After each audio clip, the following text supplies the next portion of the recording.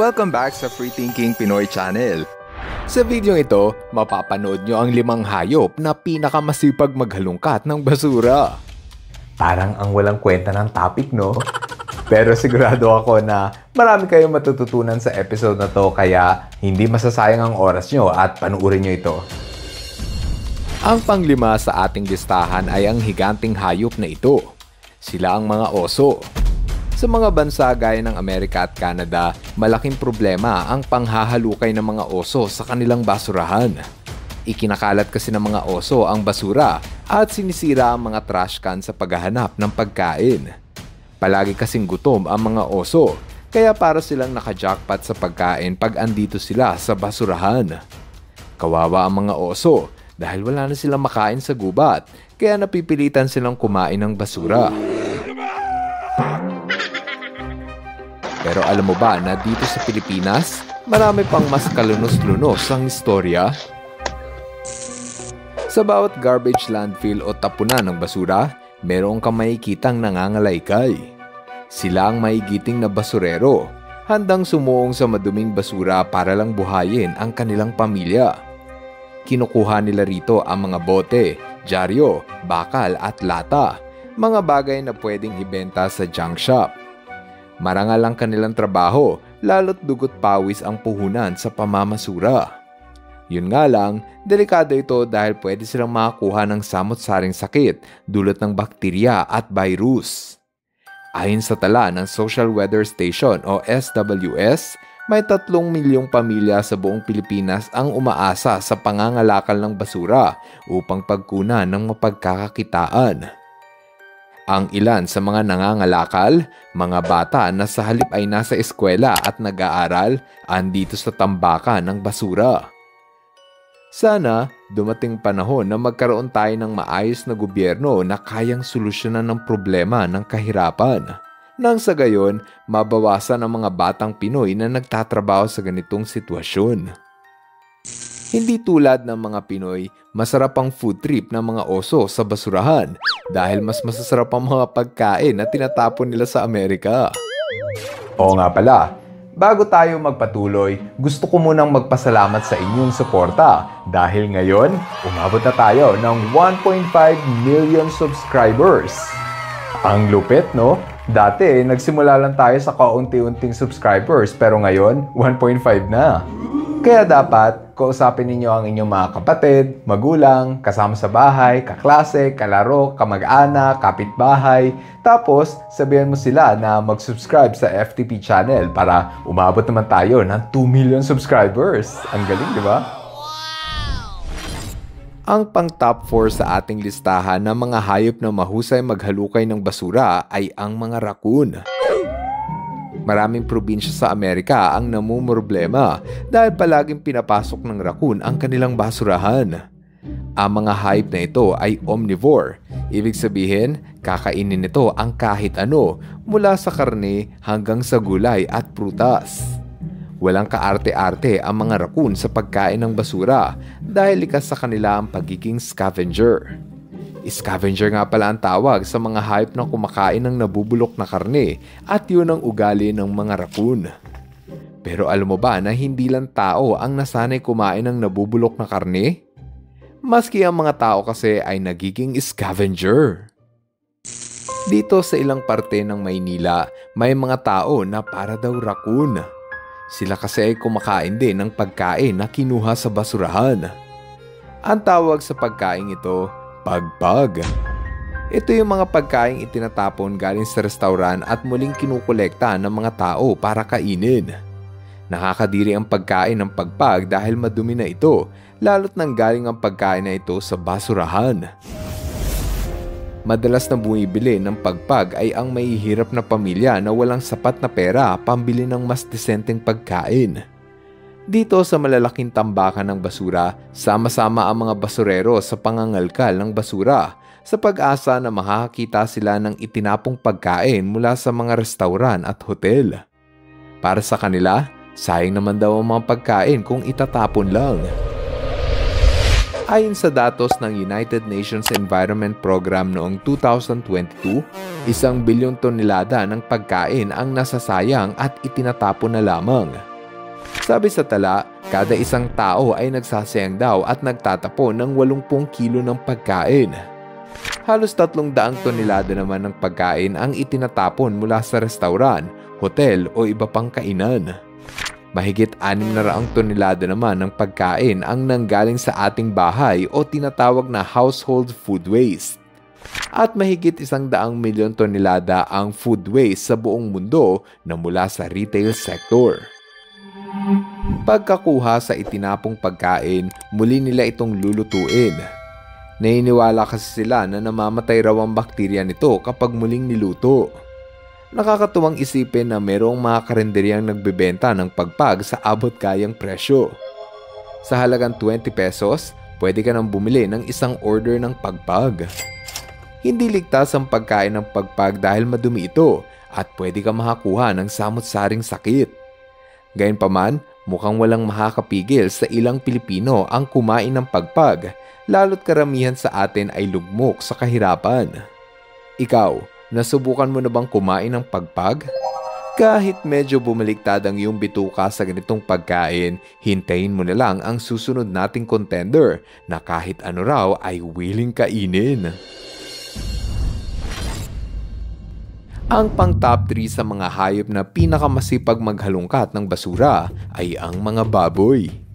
Hindi gaya ng ibang hayop, napakalakas ng panunaw ng mga baboy kaya't kaya nilang lusawin ng anumang pagkain. Kahit sobrang dumi o kahit nakakalason yung pagkain, baliwala yan sa tiyan ng baboy. Kaya nga sa ibang lugar na may maraming baboy, hinahayaan lang nilang kumain ito ng basura. May mga kaso pa nga ng baboy na pinapakain ng bangkay ng tao dahil sabi nila, kinakain daw ng baboy maski ang buhok at buto ng tao. Isang malaking problema sa ating mga tao pag ang baboy ay kumain ng basura dahil syempre, kinakain din natin ang karne ng baboy. Kumbaga para ka na din kumain ng basura pag kumain ka ng baboy na kumakain din ng basura. Dito sa Pilipinas, ang mga basura sa paligid ay parte na ng ating pang-araw-araw na problema. Sa isang araw lang, ang buong Pilipinas ay nagpo-produce ng 61,000 tonelada ng basura. Katumbas yon ng 1,000 at 200 piraso ng truck ng basura kada araw. Malaking porsyento sa mga basurang ito ay mga plastik. Sa Pilipinas kasi, uso yung mga patingi-tingi na plastik, yung mga nakasachet. Kaya mabilis dumami ang basura dahil sa madaming maliliit na plastik. Metro Manila ang pinakamalaking contributor ng basura sa buong bansa, bunga ng napakaraming populasyon. Dito sa Rodriguez, Rizal, matatagpuan ang San Mateo Landfill, ang pinakamalaking tapunan ng basura na nanggaling sa Metro Manila. Masama sa ating bansa ang pagkakaroon ng maraming basura dahil sa mga sakit at nakalalasong kemikal na pwede nating makuha. Kapag maraming basura, syempre, pwedeng malasan ang ating katubigan at lupa. Maski ang hangin na ating sinasagap, pwede maging nakalalason. Basura pa nga ang isa ding tinuturong dahilan kung bakit panay ang baha sa Maynila. Kaya dapat, huwag nating hahayaan ang mga alagang baboy na kumain ng basura dahil baboy na nga tapos binababoy palalo natin. Ang top 2 sa ating listahan ng matatakaw kumain ng basura ay ang ibon na ito. Sila ang mga seagull. Opportunistic feeder ang mga ibon na ito. Pag sinabing opportunistic feeder, kinakain nila kahit ano na madaling kainin. Malakas ang pangamoy ng mga ibon na ito, kaya naaamoy nila kung nasaan ang maraming basura. Sa dami ba naman ng tinatapon nating pagkain sa basurahan, siguradong may isa dyan na gustong kainin ng ibon. Kahit mukhang masaya ang mga ibon na ito sa pagkain ng basura, hindi dapat silang pakampante. Yan ay dahil sa delikado sa hayop ang kumain ng basura. Dito sa mga isla ng Pacific Ocean sa Midway Atoll malapit sa Hawaii, napag-alaman ng mga scientist na karamihan sa mga ibon rito ay puno ng plastic ang tiyan. Nadiskubre nila ito matapos nilang buksan ang tiyan ng mga namatay na ibon at doon nila napag-alaman na marami na palang nakain na plastic ang mga ibon. Pinaniniwalaan ng mga ekspertong sumusuri sa mga ibon na 90% ng mga seabirds ang nakakain ng plastic. hindi nalulusaw sa tiyan ng plastic kaya bumabara ito sa kanilang bituka at nagdudulot ng maagang pagkamatay ng ibon. Ayon sa kanilang datos, ang bawat ibon sa isla ng Midway Atoll ay may plastic sa tiyan na tumitimbang ng 3.2 grams. Katumbas yun sa isang tao na may 13 piraso ng bote ng plastic sa loob ng bituka. Dahil sa nakakaalarmang revelasyon ng kalagayan ng mga ibon, minabuti ng mga tao rito na panatiliing malinis ang paligid sa paraan ng pangungulekta ng plastic na itinapon sa dagat. Kawawa naman ng mga ibon. Sila ang pinaka naapektuhan ng dahil sa kapabayaan ng mga tao. Ngayong napanood nyo na ang 4 sa pinakamalakas kumain ng basura, oras na para makilala nyo naman ang nakakuha ng pang numero 1 pwesto.